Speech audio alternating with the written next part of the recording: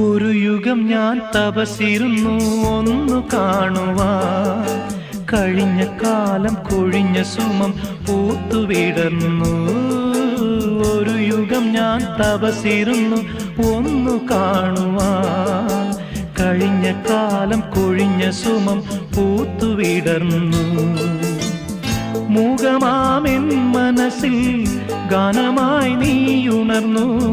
മൂകമാമെൻ മനസ്സിൽ ഗാനമായി നീയുണർന്നു. ഹൃദയമൃദുല തന്ത്രിയേന്തി ദേവാമൃതം വൈശാഖസന്ധ്യേ നിൻ ചുണ്ടിലെന്തേ അരുണ സഖിതൻ അധര കാന്തിയോ.